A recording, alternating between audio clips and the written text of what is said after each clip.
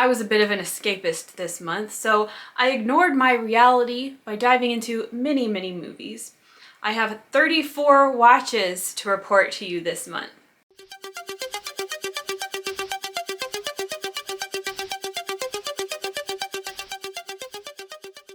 If you're new here, hi, I am Katie. I am a former movie virgin on the road to recovery. I watch a lot of movies, of course, most of which are first-time watches. I really love bad movies, B movies, horror, Giallo, and other exploitation movies. If that sort of thing interests you, come back and see me again. So some of the movies I will discuss today have been discussed in other videos, such as my exploitation movie sampler video.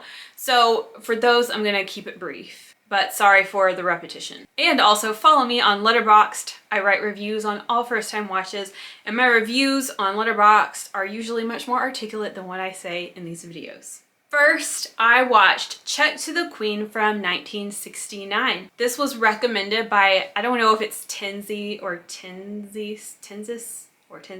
I'm sorry. But when I finally got around to watching it, I am so glad I did. I loved it. It's about this girl who, she's basically a voluntary slave to this very wealthy woman. And she chooses to be a slave because she just wants to. It's very interesting. It's kind of like an erotic drama, but it is 1969, so it's not incredibly erotic. But I absolutely loved it. It has my girl Heidi, I don't know if that's how you say it, from Interrobang and Queens of Evil, and she was spectacular. And there's just so much beauty, visual beauty in this film. Next, I wanted to go for some full moon, so I picked Vampire Journals from 1997 because MCTG 2012 mentioned it in my full moon video. And it's about this this vampire who hunts vampires. It was pretty good. I mean, it was really dark, you know, and visually stunning, has a very big budget look. And I loved the acting and the characters. I thought it was a really pretty vampire film. Next, I watched Child Bride from 1938 for my exploitation sampler journey. And it's about this hick town where the grown men still marry young children. And it's kind of like a cautionary tale kind of story, but it was surprisingly watchable for being almost 100 years old. Next, I watched Exists from 2014 because Slavic Assassin mentioned it in my Bigfoot video. This is a found footage Bigfoot film. It's about this group of young people who go to stay in a secluded cabin, and yeah, there's something in those woods. This is a terrifying film.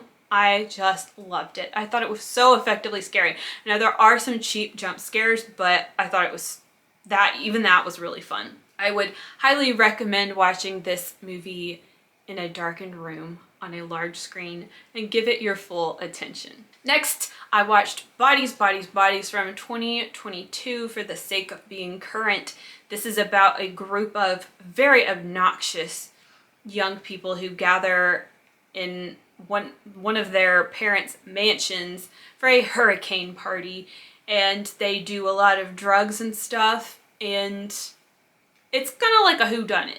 It's like people are getting killed off. Even so, it was more of like a thriller than it was a horror. There wasn't like a horror vibe to it. But once you get to the end and look back on the whole story as it unfolded, and, you know, once you see what the twist ending is, I think it's a pretty good movie. Next, I rewatched Baby Oopsie from 2021. I think I was showing it to Zach for the first time finally. Then we went to our friend's house and watched Harry Potter and the Sorcerer's Stone from 2001 because our neighbors like watch all the Harry Potter movies around this time of year.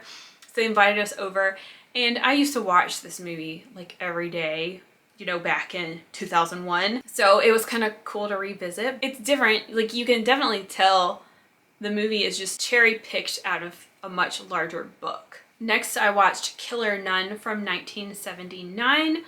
I went for it because it is nunsploitation, but it's also, turns out, a Giallo.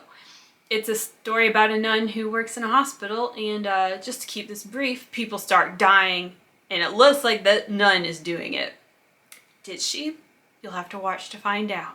Next, I rewatched Deep Red from 1975. You probably don't need me to tell you what that one's about. Then I watched She Devils on Wheels from 1968. This is a biker film that seemed to be very, very low budget, and because of that, it was hilarious. Also because it was the 60s, it was very censored. Rated G, I guess you could say. So it's a girl biker gang movie, and it's just about these girls out causing trouble, you know. It's fun. Next, I watched Ilsa, She-Wolf of the SS from 1975, which I discuss in more detail in my Exploitation sampler video, but it's about a female SS officer that basically tortures women in a concentration camp. And I didn't like it.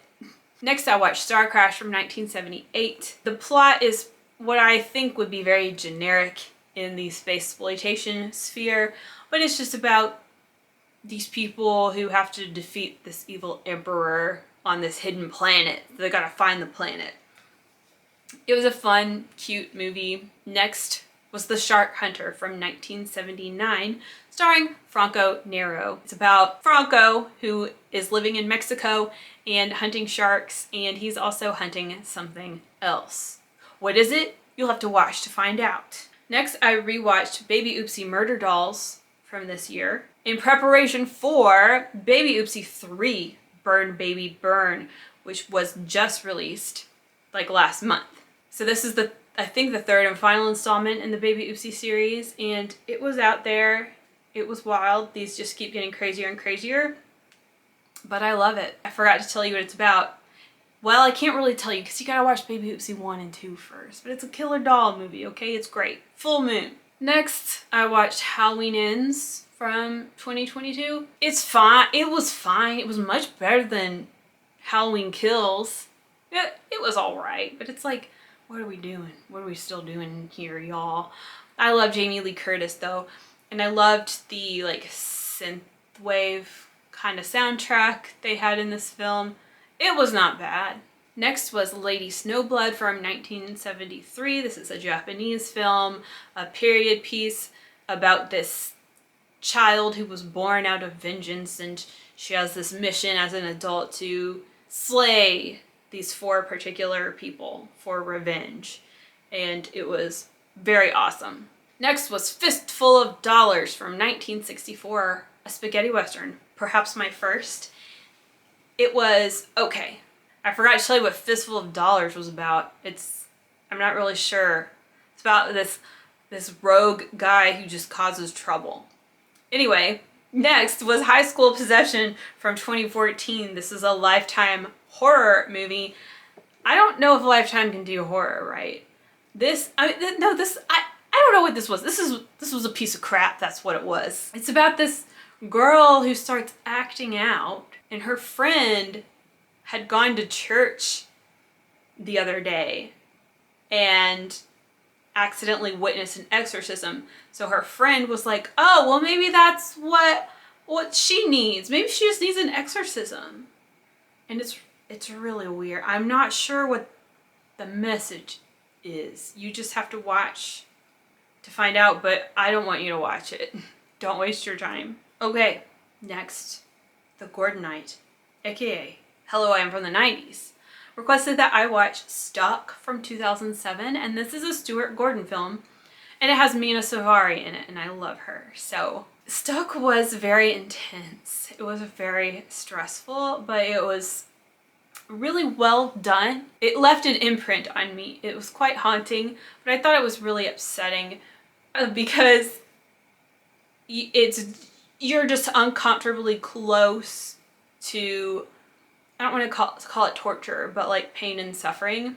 And there's a lot to talk about with this movie, you know, why we do the things we do, why we do and don't take action on certain things, and, you know, what is worth living for. And Mina Savari was great, but it was very hard to watch.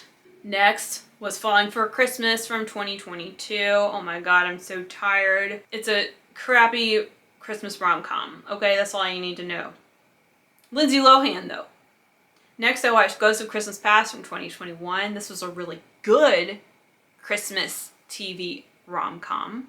Okay, if you are into that genre, this is a good one.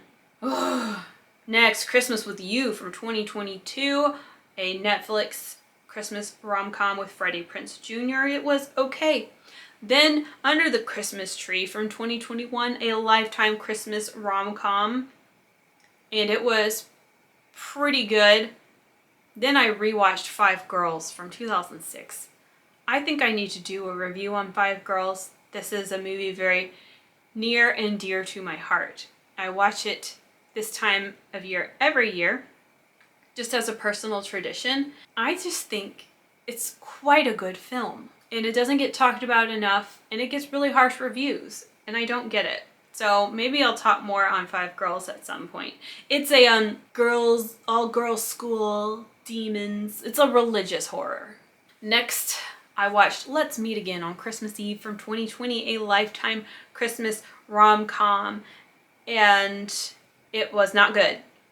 Then I watched Howling 2, Your Sister is a Werewolf from 1985, aka Howling 2 Sturba. Oh my god, I said it like a German. Sturba Werewolf Bitch. This was sent to me on a DVD from Brian and advertised as so bad it's good. Really, really bad movie. It was fun, especially watching it with somebody. It was fun. Visually, there's a lot that's beautiful here, like Sturba's outfits. And Christopher Lee carries this entire movie. Bless him. But yeah, it's bad. Next, I watched Dracula Has Risen from the Grave, 1968, a Hammer film with Christopher Lee as Dracula. This was a very good one. I haven't encountered one of these Christopher Lee Dracula movies I don't like. And do I really need to tell you what it's about? It's about Dracula rising from the grave. But it was awesome. Next, I rewatched Baby Oopsie. Then I rewatched Baby Oopsie 2, Murder Dolls. And then I rewatched Baby Oopsie 3, Burn Baby Burn. I wasn't feeling good, okay, so I needed my comfort movie. Okay, and then we watched Demonia, the Fulci film from 1990, because I just like it, you know?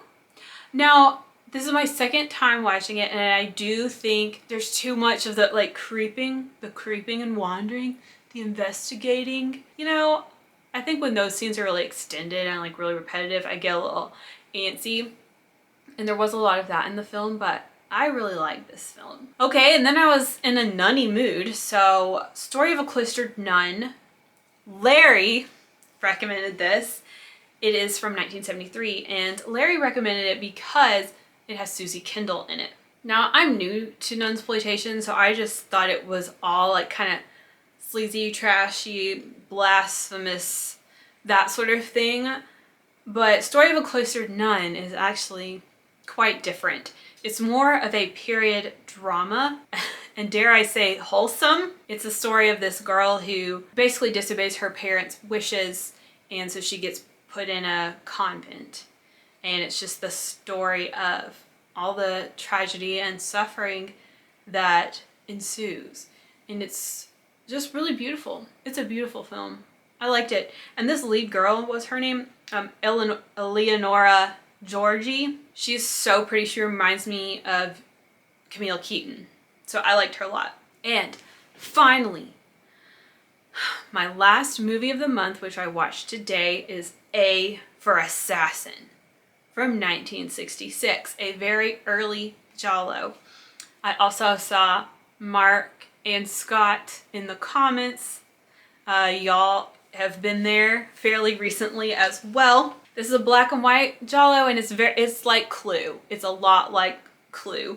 It's about these family members who are gathered for the reading of the will of this rich uncle guy, and he is an asshole and basically says they all have to fight to the death. Only 3 people will be entitled to his inheritance, and it's up to them to decide which 3, which basically means y'all go kill each other. It was fun, it was intriguing enough, and you know, it's always nice to see where we came from.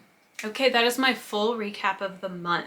I will end it with my least favorites and top favorites. So my least favorites were High School Exorcism. If I didn't have so much to cover on this video, I'd just really lay into High School Exorcism. And I also hated Ilsa, She-Wolf of the SS.